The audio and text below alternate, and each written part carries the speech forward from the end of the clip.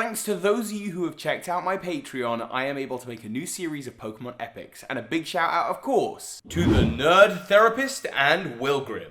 Hey Pokemon Masters, Birdkeeper Toby here, and gotta catch 'em all. It's a core tenet of the franchise. Well, maybe not anymore. However, while sometimes it's as simple as throwing a Pokeball, other times they make it fun and interesting and challenging. And with Pokemon Sword and Shield right around the corner, I thought now would be a good time to look back and take a look at some of my favorite mechanics for catching Pokemon, some of my favorite challenges and methods, and just decide, what do I want to see again? What did I really enjoy in the past, and what would I like to see return, or even make new for Sword and Shield? And of course, it's a video with Pokemon Sword and Shield in the title, so you have a chance to win not only a copy of the game, but also the limited edition Switch Lite Sword and Shield edition. All you gotta do is leave a like and a comment on this video, and if you leave a like and a comment on any of my videos with Sword and Shield in the title, they count as entries as well. But you at home, you have a chance to win. Anyway, for this more generic list type video, I'm only doing 5, but I'm not doing the 5 alone. Today I'm joined by a friend who was instrumental in the beginning of the channel and the early days of the channel for helping me get where I am today with very generous collabs. We've actually made a whole handful of really cool videos together, which I totally recommend checking out. We've made another one over on his channel, but without further ado, hi Hoodlum Scrafty. Oh sorry, Hoodlum Callum now. Thanks for having me, Toby. So yeah, when we're done here, be sure to check out the video we did on my channel. When scripting this video, we kind of learned that this topic rolls into another one. We're going to be going over some of the rarest Pokemon in the franchise history. So that's linked in the description. For now though, here are 5 catch mechanics we have agreed that we would like to see return to the franchise or appear as a new. So, number 1. Some achievements are bigger than others. Sure, there's getting all the gym badges, and that's an achievement, but then there's completing the Elite Four and beating the League and the Champion. That's an even bigger challenge.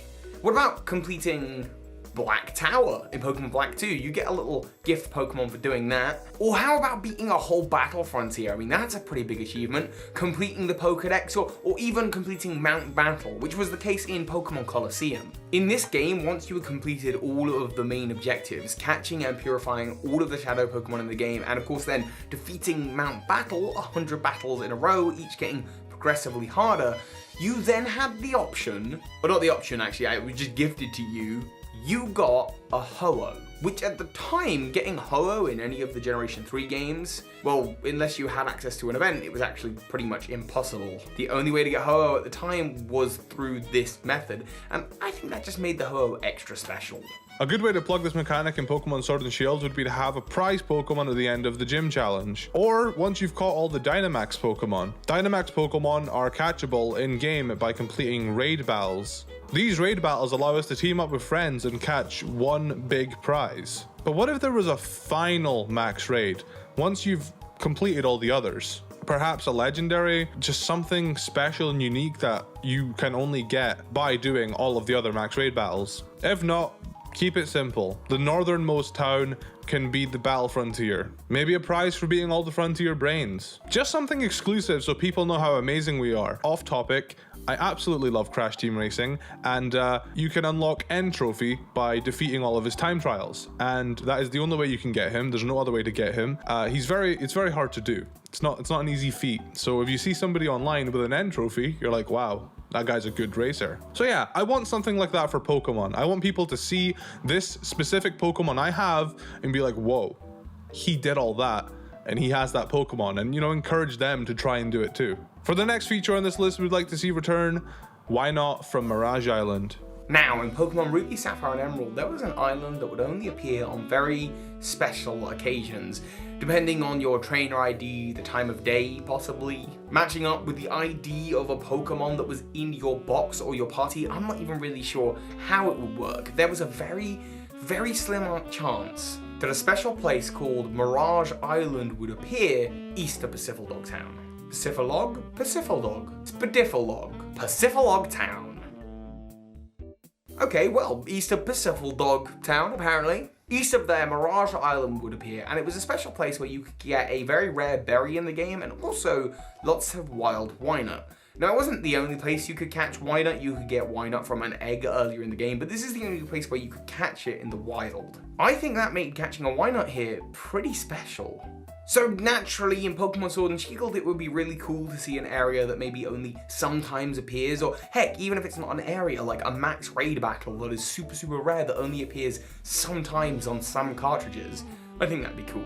Another alternative way of implementing this is how the 3DS did it with Omega Ruby and Alpha Sapphire, by having a specific area open up once you street pass somebody with a Neon ticket. In that way, there's a special event area that only a few people can visit at first, but eventually, everyone would find their way there. For feature number 3, we would like to see return its Game Boy Advanced Pokemon from Diamond and Pearl. Now, what Callum's talking about here is specific Pokemon that would appear in Diamond, Pearl, and Platinum only when a GBA cartridge was in the base of the Game Boy. Or the Game Boy? The DS. The DS or the DS Lite. Obviously, we don't have this mechanic anymore. There was actually a really cool one, which is in the room where you catch Rotom in Platinum version. A level, I think it's a level 1 Gengar can appear. I'm not 100% sure on that. A Gengar can appear, and it's pretty rare. Anyway, I think that's pretty cool. And with the Nintendo Switch, they could do something like if you've got Let's Go Eevee or Pikachu installed in the game, or if you're playing a downloaded version of Sword and Shield and you have Let's Go Pikachu or Eevee in the cartridge slot, certain Pokemon will appear in the wild, maybe special Pikachu or special Eevee or Kantomons.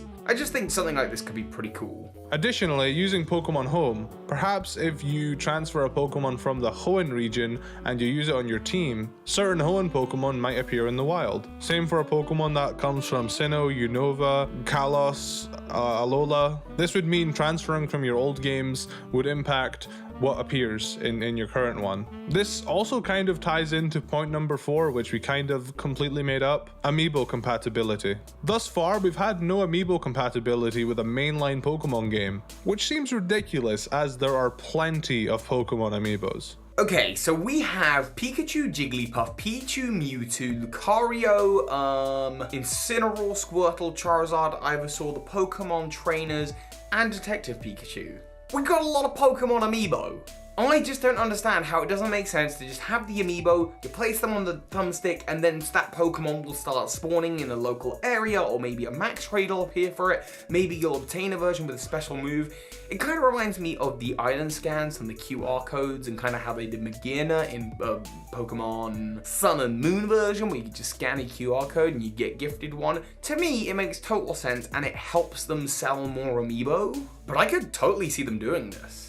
So Pokemon Black and White 2 threw in a lot of legendary Pokemon, and they were really creative with some of them, particularly the Regis. While Regirock was regularly catchable in the post-game of Black and White 2, Regice and Registeel were not. Instead, after beating the game, you would be gifted an Iceberg or an Iron Key, depending on which version of the game you had. You could then gift that key to another game, meaning then that other version of the game could unlock, I guess, whatever Reggie they didn't have. And then once you had caught all 3, you then moved on to getting Regigigas. Let's face it, the idea of meeting up with people in person and trading has kind of gone out of the window since we moved online with our trading. We can just, grab whatever we want from the GTS. But legendary Pokemon are something people are less inclined to part with, or perhaps even rare items that allow you to access legendary Pokemon are just something you can't trade. So having key item transfers like this is actually a really great way to encourage people to come together again, to keep on playing, which again, that ties in with Sword and Shield because they clearly want that with the max raid battles. It's just the kind of thing that encourages friendships and rivalries in the games with trainers who will help you out while at the same time trying to beat you and that kind of thing. It would also make the Pokemon you obtain this way very obscure, and obscure Pokemon are something I've always been personally interested in. In fact, wait, hang on, I can feel something. That's it, obscure Pokemon. Top 10 obscure Pokemon. This is a segue into the video we've done over on Callum's channel. Wow, you are shameless. Callum, it's a plug for your video, mate. Oh yeah, cheers for that. Use the links, yada yada. You know what to do. Check out my video, please. Thank you. But seriously though, thank you so much, Toby, for having me. It was a blast to make this video with you, and I hope we can do more together soon. Thank you, of course, for watching. Because this video has sun and moon in the title, obviously, be sure to drop a comment and a like, and you have a chance of winning a limited edition Nintendo Switch Lite with the Sword and Shield version with a copy of the game. If you're new here, welcome. Please be sure to drop a like, subscribe, comment, do all those things, otherwise my Snorlax will sit on you. It's a new thing that I'm apparently doing now. Head on over to Callum's channel to check out the video, and of course... Soar high, Pokemon Masters. I don't know if I'm allowed to say that, but I did it. This is Ash Ketchum. You just watched a video by Birdkeeper Toby. That makes you a